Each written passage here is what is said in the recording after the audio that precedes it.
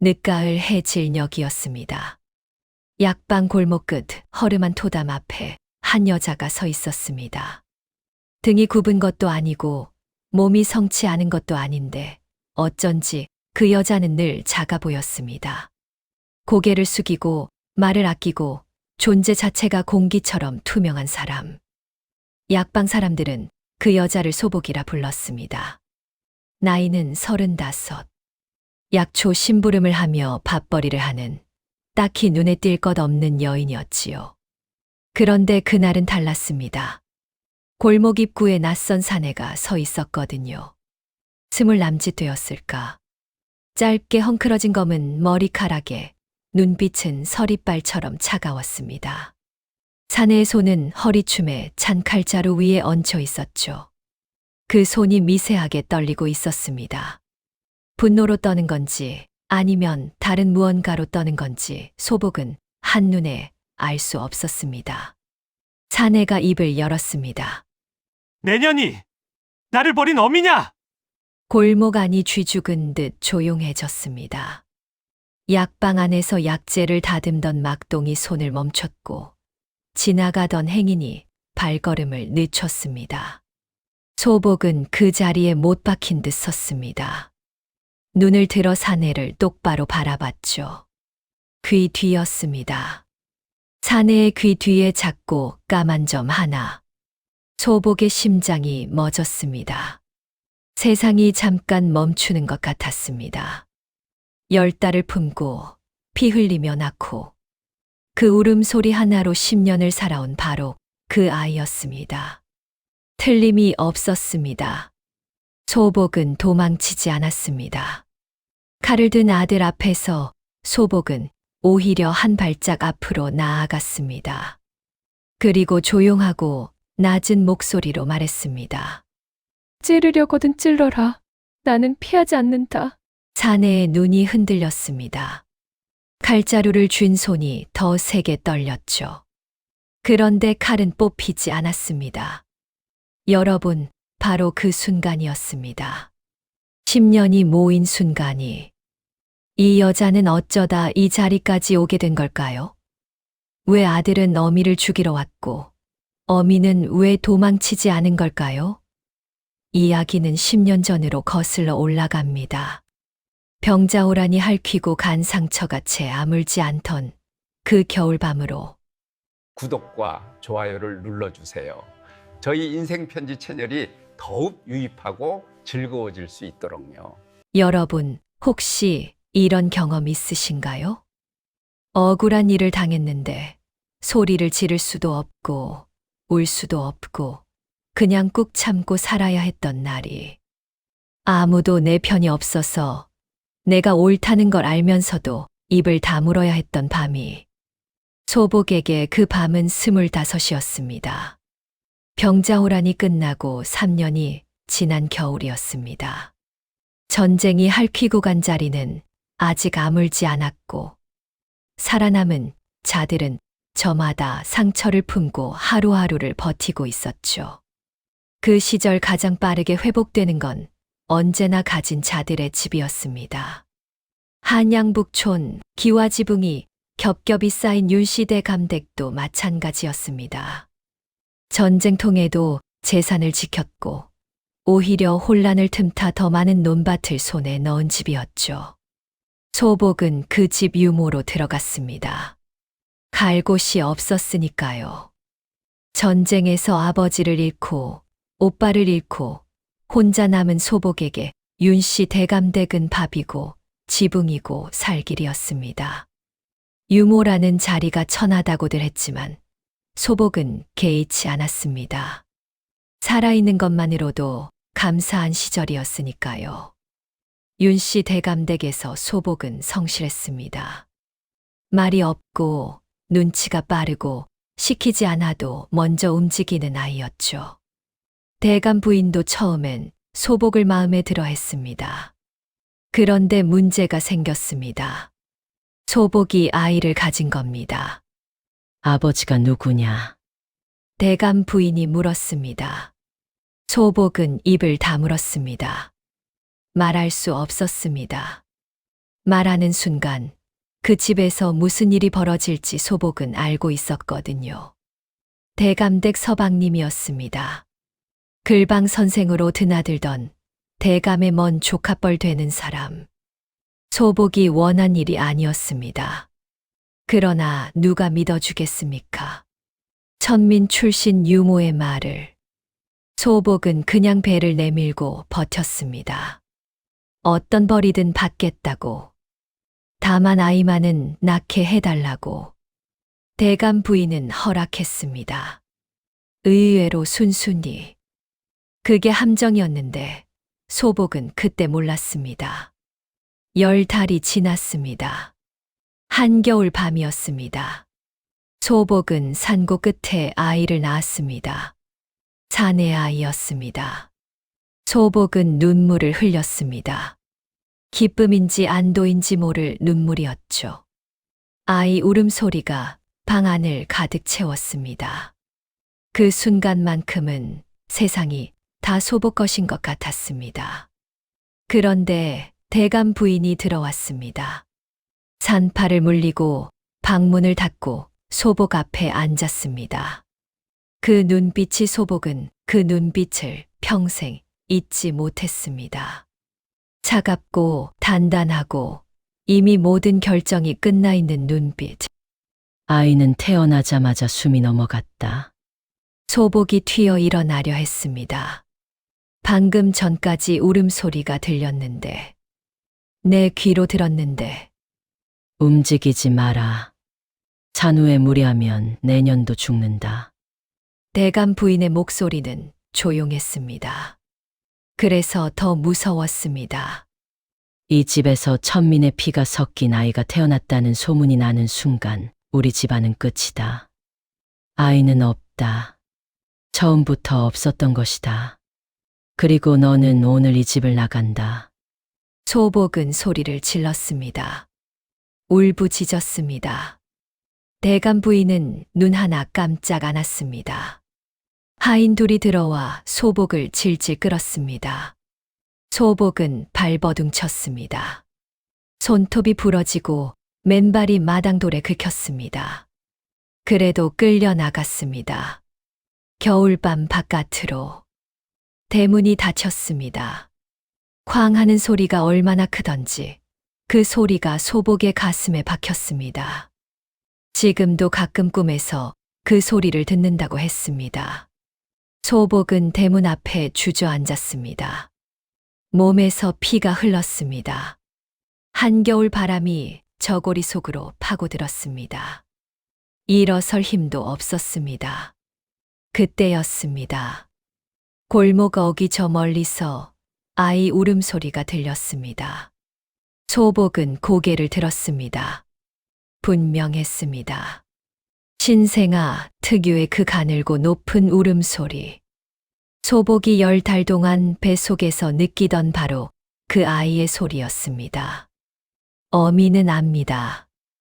이 세상 어떤 소리와도 구별되는 자기 아이의 목소리를.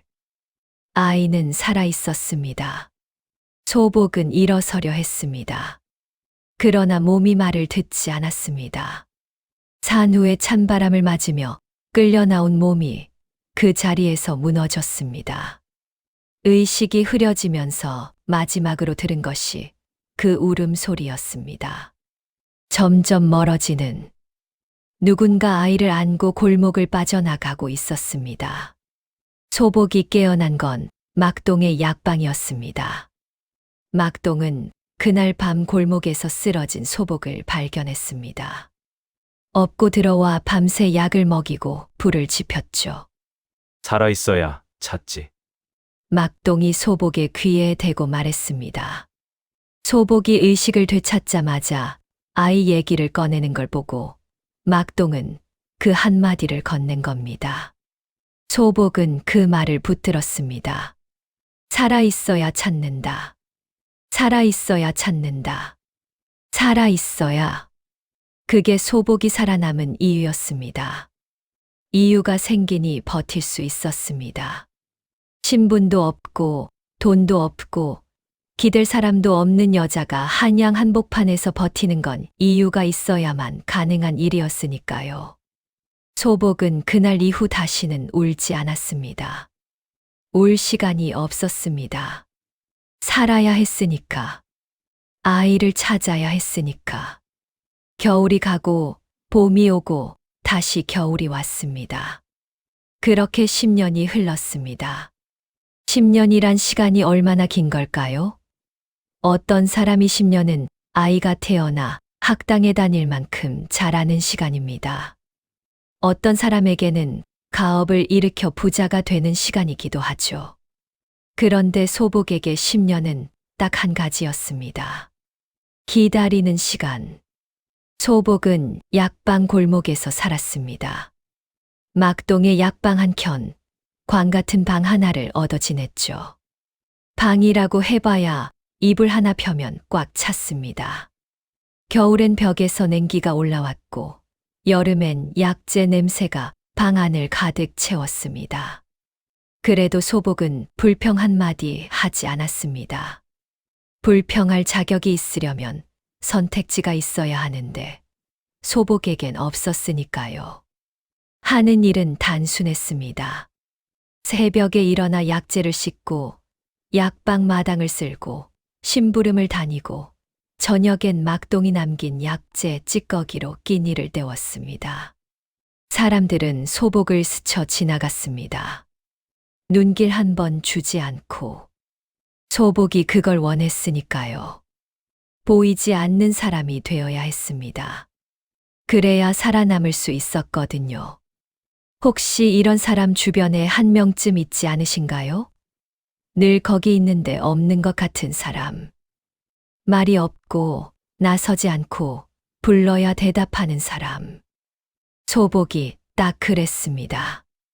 약방 골목 사람들은 소복을 10년째 봤지만 소복이 어디서 왔는지 어디로 가는지 아는 사람이 아무도 없었습니다. 그게 소복의 무기였습니다. 낮에는 투명하게 살았지만 밤은 달랐습니다. 밤이 되면 소복은 앉아서 기록을 했습니다. 낮 동안 심부름을 다니며 귀에 들어온 것들 윤씨, 대감댁 소식, 하인들이 저작거리에서 나누는 이야기, 아이를 안고 갔다는 그 여인의 흔적. 손바닥만 한 종이 쪼가리에 작은 글씨로 빼곡히 적었습니다. 한 글자도 흘리지 않고 그 종이들을 소복은 이불 안에 숨겼습니다. 누가 보면 미친 여자 같았을 겁니다. 10년 동안 쌓인 종이, 쪼가리들. 그러나 소복에게 그것은 목숨보다 소중한 것이었습니다. 3년째 되던 해에 첫 번째 단서가 나왔습니다. 약재를 사러 왔던 어느 보부상이 막동과 나누는 이야기를 소복이 흘려들었습니다. 경기도 어느 양반댁에서 갑자기 아이를 들였는데 출처가 불분명하다는 소문이 있다고. 아이 나이가 딱 맞았습니다. 소복의 심장이 뛰었습니다. 그러나 서두르지 않았습니다. 서두르면 죽는다는 걸 알았으니까요. 신분도 없고 배경도 없는 여자가 양반댁에 쳐들어가서 내 아이 내놓으라 외치면 어떻게 됩니까?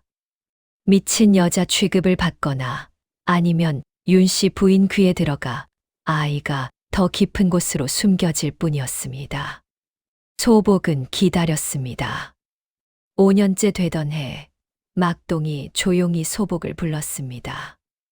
막동의 표정이 평소와 달랐습니다.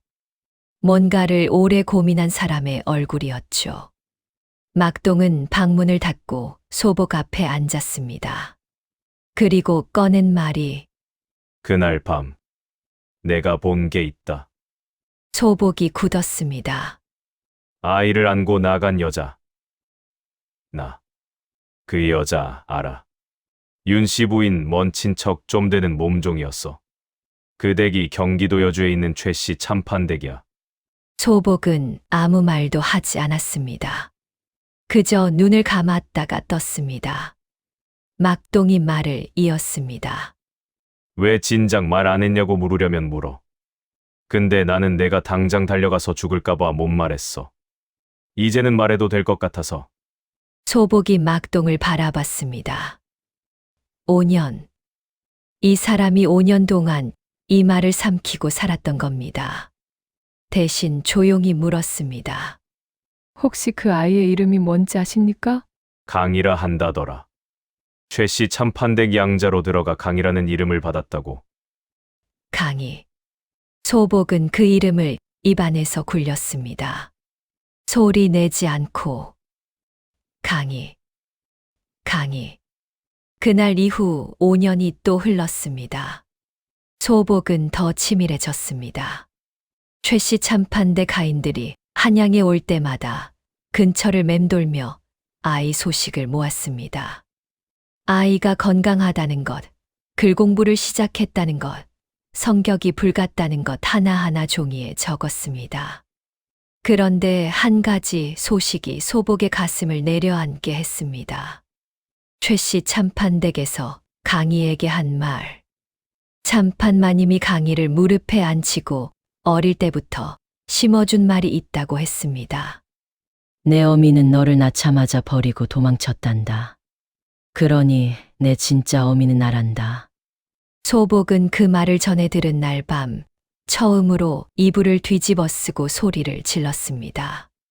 10년 만에 처음으로 아무도 듣지 못하게 이불 속에서 실컷 지르고 나서 소복은 다시 조용해졌습니다. 울고 나면 또 살아야 했으니까요.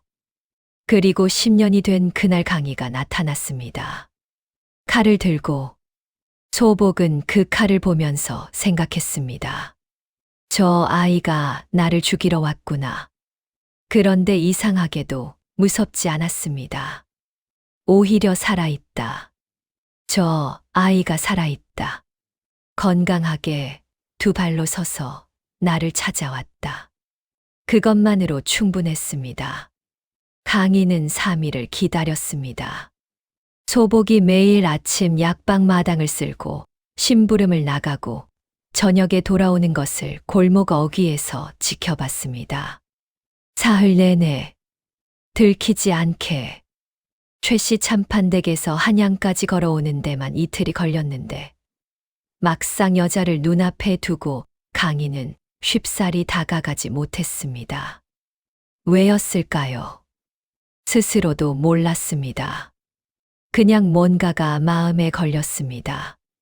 참판마님이 말씀하신 도망친 여자가 저런 모습일 거라고 생각을 못했거든요. 도망친 사람은 좀 더 화려하거나 좀 더 뻔뻔하거나 아니면 좀 더 행복해 보여야 하는 것 아닌가. 그런데 저 여자는 너무 작았습니다. 너무 조용했습니다. 마치 오래전부터 이미 모든 걸 내려놓은 사람처럼. 그래도 강희는 칼을 들었습니다. 분노가 의심보다 컸으니까요. 그날 저녁 소복이 약방으로 돌아오는 골목에서 강희가 앞을 막아섰습니다. 소복은 멈췄습니다. 낯선 사내였지만 이상하게 눈을 뗄 수가 없었습니다. 어디선가 본 것 같은 얼굴이었습니다. 그때 강희가 말했습니다.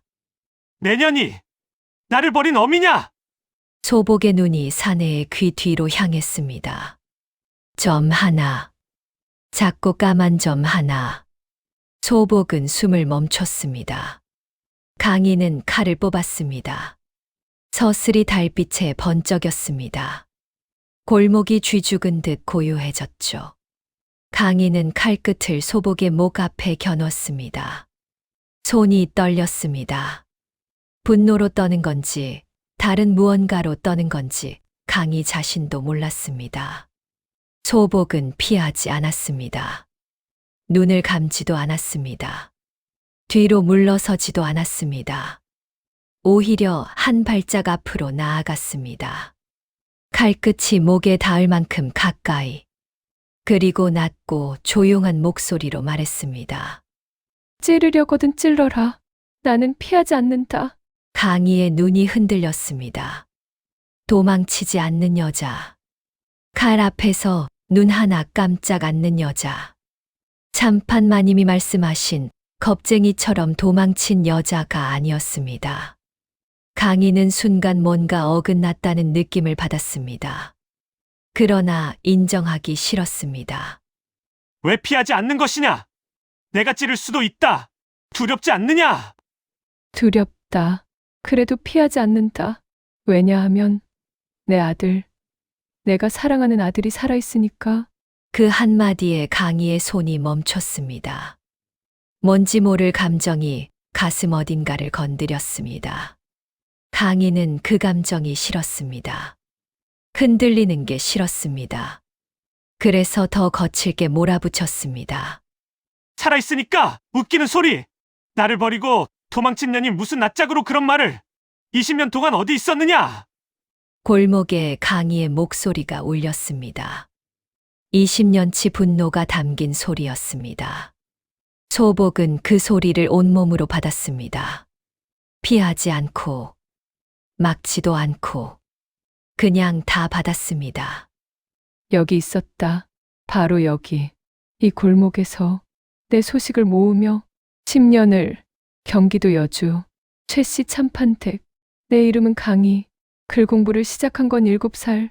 성격이 불같다는 소문이 돌았지. 강희의 얼굴이 굳었습니다. 그 정보들은 아무나 알 수 있는 것들이 아니었습니다. 특히 7살에 글 공부를 시작했다는 것은 가족이 아니면 모를 이야기였습니다. 참판댁 하인들이 한양에 올 때마다 근처를 맴돌았어. 10년 동안. 강희는 말문이 막혔습니다. 칼 든 손이 천천히 내려갔습니다. 완전히 내린 건 아니었습니다. 그러나 더 이상 소복의 목을 향하지는 않았습니다. 강희의 눈에서 뭔가 무너지기 시작했습니다. 20년 동안 쌓아온 분노의 벽이 균열이 가기 시작했습니다. 그러나 강희는 아직 인정하지 않았습니다. 증거가 있느냐?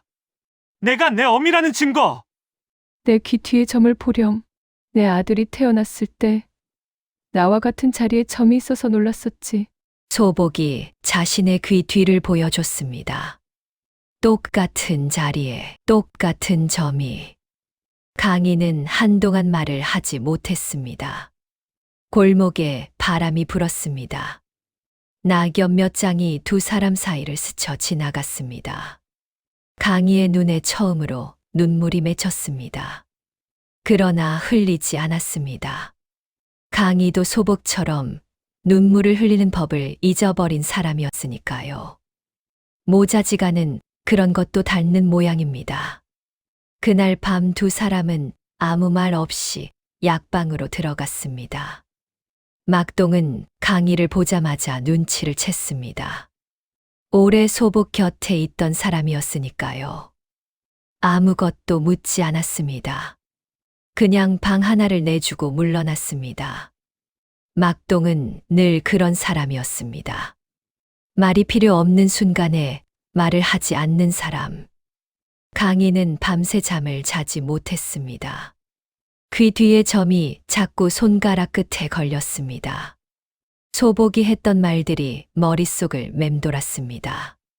10년 동안 이 골목에 있었다는 말. 참판댁 하인들을 맴돌며 소식을 모았다는 말. 7살에 글 공부를 시작했다는 것까지 알고 있었다는 말. 참판 마님이 거짓말을 했다는 건가? 나를 키워준 분이 나에게 거짓말을 했다는 건가? 강희는 그 생각을 밀어냈습니다. 믿고 싶지 않았습니다. 그러나 밀어낼수록 더 선명하게 돌아왔습니다. 아침이 됐습니다. 소복이 강희의 방문 앞에 밥상을 놓고 갔습니다. 아무 말 없이 강희는 그 밥상을 한참 바라봤습니다. 식어가는 밥, 나물 몇 가지와 국 한 그릇, 소박하기 짝이 없는 밥상이었습니다. 그런데 눈물이 날 것 같았습니다. 왜인지 몰라서 더 당황스러웠습니다. 강희가 방문을 열었습니다. 소복이 마당 한켠에 쪼그리고 앉아 약재를 다듬고 있었습니다. 강희를 보자 멈췄습니다. 두 사람이 눈을 마주쳤습니다. 소복이 먼저 눈을 돌렸습니다. 강희가 말했습니다. 윤 씨 부인한테 가야겠습니다. 둘은 그날 오후 함께 길을 나섰습니다. 나란히 걷지는 않았습니다. 강희가 앞서고 소복이 뒤따랐습니다. 그 간격이 아직 두 사람 사이에 남은 거리였습니다. 좁혀지지 않은 20년의 거리. 윤 씨 대감댁 앞에 섰습니다. 소복은 이 문 앞에 마지막으로 선 날을 기억했습니다. 맨발로 한겨울에 피를 흘리며 그 문이 쾅 닫히던 소리, 꿈에서도 들리던 그 소리. 오늘은 달랐습니다. 소복이 먼저 문을 두드렸습니다. 문지기가 나왔습니다. 소복을 보더니 코웃음을 쳤습니다. 그때 강희가 앞으로 나섰습니다. 최 씨 참판댁 아드님이 부인께 드릴 말씀이 있다. 전하여라. 최 씨 참판댁. 그 이름은 달랐습니다. 문지기의 표정이 바뀌었습니다. 잠시 후 두 사람은 안으로 들어갔습니다. 윤 씨 부인은 안채 대청에 앉아 있었습니다. 20년 전보다 늙었지만 그 눈빛은 여전했습니다. 차갑고 단단하고 이미 모든 계산이 끝나 있는 눈빛. 부인이 강희를 보고 반갑게 웃었습니다. 아이고 강희 도련님, 어인일로 이 먼 길을. 그러다 소복을 봤습니다. 웃음이 굳었습니다. 눈 깜짝할 사이였지만 소복은 그 굳는 순간을 놓치지 않았습니다. 20년을 기다린 눈이었으니까요.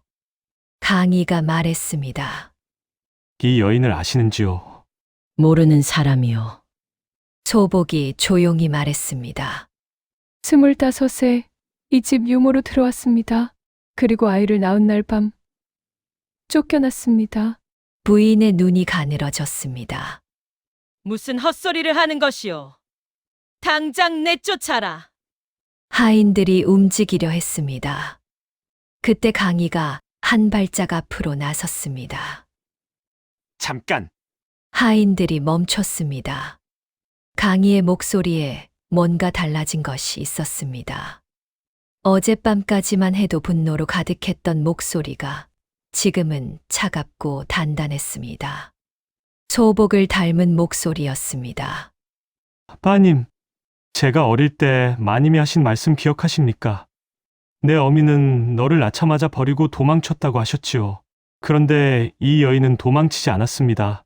이 골목에서 10년을 살며 제 소식을 모았습니다. 제가 7살에 글 공부를 시작한 것도 제 성격이 불같다는 것도 알고 있었습니다. 도망친 사람이 그럴 수 있겠습니까? 부인이 목소리를 높였습니다. 그건 다 꾸며낸 이야기요. 저런 천한 것의 말을 어찌 믿는단 말이오. 내가 도련님을 어떻게 키웠는데 그 은혜를 저런 것 하나 때문에 저버리려 하는 것이오? 강희의 눈이 흔들렸습니다. 20년의 정이 있었으니까요. 부인도 그걸 알았습니다. 그래서 더 밀어붙였습니다. 바로 그때였습니다. 소복이 품에서 무언가를 꺼냈습니다. 낡고 접힌 종이 하나. 떨리는 손으로 그러나 천천히 또박또박 펼쳤습니다. 윤 씨 부인께서 최 씨 참판댁 마님께 보낸 서찰입니다.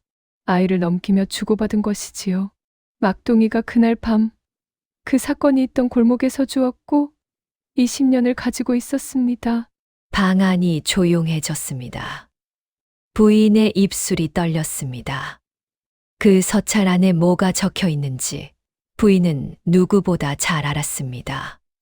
아이를 넘기는 대가로 받은 것들, 천민의 아이라는 것을 숨기는 대가로 치른 것들 모두 적혀 있었습니다. 강희가 그 서찰을 받아들었습니다. 읽었습니다. 읽는 동안 강희의 얼굴이 굳어갔습니다. 강희는 천천히 소복 쪽으로 돌아섰습니다. 소복은 거기 서 있었습니다. 늘 그랬듯이 조용하고 작고 그러나 흔들리지 않게. 강희가 입을 열었습니다. 낮고 처음으로 떨리는 목소리로. 나의 어머니, 나를 그토록 미워하고 그립고 화나게 했던 어머니, 하지만 내가 바보였습니다. 어머니 죄송합니다. 그리고 보고 싶었습니다. 소복은 20년 만에 그날처럼 뜨거운 눈물을 흘려보내고 있었습니다. 윤 씨 부인이 사헌부에 끌려간 날, 강희는 소복의 짐을 들었습니다. 무거운 짐이 아니었습니다. 약재 꾸러미 하나, 낡은 보따리 하나. 20년을 살았는데 이게 전부였습니다. 강희는 아무 말 없이 그것을 들고 앞장섰습니다. 두 사람이 들어간 곳은 한양 북쪽 작은 기와집이었습니다. 마당이 넓고 햇볕이 잘 드는 집이었습니다. 강희가 미리 봐두었던 집이었죠. 소복이 마당에 들어서는 순간 20년 만에 처음으로 환하게 웃었습니다. 어린아이처럼 아무 꾸밈 없이. 그렇게 두 사람의 새 살림이 시작되었습니다. 살다 보면 억울한 일이 생깁니다. 내가 하지 않은 일로 손가락질을 받을 때, 내가 진심을 다했는데 아무도 알아주지 않을 때, 그럴 때 우리는 참 외롭습니다. 소복은 20년을 기다렸습니다. 소리치지 않았습니다. 무너지지 않았습니다. 그냥 살았습니다. 그 자리에서, 그 골목에서. 언젠가 진실이 스스로 걸어 나올 것을 믿으며. 그리고 진짜 진실은 걸어 나왔습니다. 여러분의 진실도 반드시 걸어 나올 것입니다. 오늘 소복의 이야기가 조금이나마 위로가 되셨으면 좋겠습니다. 이상으로 행복한 인생을 위한 인생 전상서였습니다. 끝까지 들어주셔서 감사합니다.